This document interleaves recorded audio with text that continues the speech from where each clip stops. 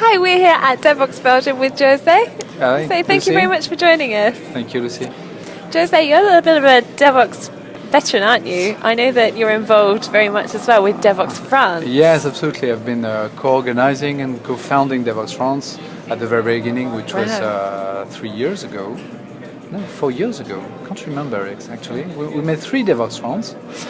And now this year Devoxx France is going to another level because the first venue Devoxx France was organized in was completely packed for the last 2 years with 1,500 people in the venue. So Devoxx France is moving forward and we changed the venue. Yes, scaling up, absolutely. We're going to a new venue called the Palais des Congrès, which is quite famous in Paris. And we can welcome 20,000 people there. Wow, so it's a really huge venue. A significant bump in Yes, of it. So there's 20,000 tickets up for sale. We do not plan to welcome as much people this year, of course. I don't think that will happen. Maybe it will happen in the future. Hopefully. Really, I wish all the best for the organization. Absolutely. But it's really great. I think the odds that the conference will sell out very soon are still quite high. So if you want to go to Devoxx France, just book fast. Get in now if you want. Yes, absolutely. Stefan made a joke about that yesterday at the keynote, and he said basically in Devoxx France we have, when you buy entrances at a conference, you have the blind bird before the releasing of the agenda, then you have the early bird price, and then you have the full price. In Devoxx France we only have 2 prices, the blind bird price and then the sold out price. So do not wait for the agenda to be released. Just get in. Just get in fast. This is my piece of advice. And just tell me, is all of this conference in French, or is this, if you're an English speaker, would you get something out of it as well? Because obviously it's very international here. Most of the people really that attend the conference understand English and can follow English talks. There's no problem with that. Now, Devoxx France is a French conference, and about 80% of the content is in French. Okay. But if you're an English speaker and want to come and visit Paris, please do come. Paris is a magnificent city. In the springtime as well. Yes, absolutely, beginning of April, and you'll have a very good time and fun time in Paris. You can definitely do that. And still you have packed rooms with people able to understand you, because we speak English also in France. Well, at least in Paris. This week's conference, obviously more English-based. You've been doing 2 talks, haven't you? Can you tell us, the first one is kind of a bit more general overview of Java8, wasn't it? Yes, absolutely. I made two talks this year at Devoxx. The first one was about the Stream API. It was really a presentation of only that API, which is a huge API, and which brings many new patterns on the Java platform, many new ways of developing and solving problems for the Java developers that we are. So I wanted to really go quite deep inside this API, talk about performances, talk about parallelism, talk about the new patterns it brings. And I think there are still many new patterns to discover because there are already a few applications running on the stream and developing, leveraging the Java8 possibilities. But we are still going to discover many new ways of building those applications in the future. It's quite interesting that when Java8 first came out, I know in most conference Java8 tracks are purely lambdas, and now it's kind of moved into, as people have got deeper, people are looking into kind of things like parallelism. Yes, I've heard a lot of people talking about that this week. Absolutely. I mean, it's quite normal. Last year I made a talk really about the lambda expressions and how we can use lambda expression to leverage streams, but with very simple and very basic patterns on the stream API. And now I think that this is the time to go deeper inside the API, to really tell people and to show people what we can do with it and how complex the data processing we can do with this API can be, because this is really about that. In fact, it's a brand new, and it's the first time since the Java language was released.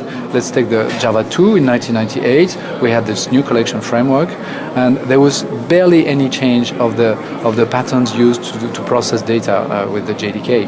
And with this new Stream API, there is a bunch of new patterns that are coming in, and we need to explore and get acquainted with and use and leverage and before the best, because really it allows us to really do wonderful things. Absolutely, it's sort of the next evolution, isn't it? I think Absolutely. It's quite significant. Java's 20 next year, so they kind of needed a big release to. Yeah, I think so. Java 8 is really, and it's amazing to see the adoption of Java 8.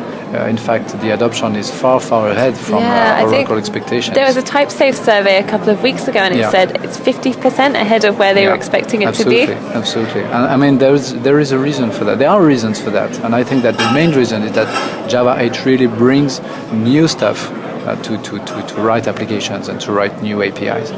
Yeah. And kind of for you personally, like holding talks on Java 8, do you think there's been kind of an uplift in people's perceptions of Java this year? Do you think people are more excited about it?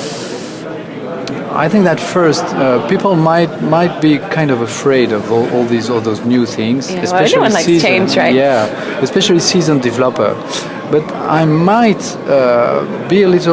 raise a little warning here, because I also work at the university in Paris. I'm an assistant professor, so I train students. I've been doing that for nearly 20 years now.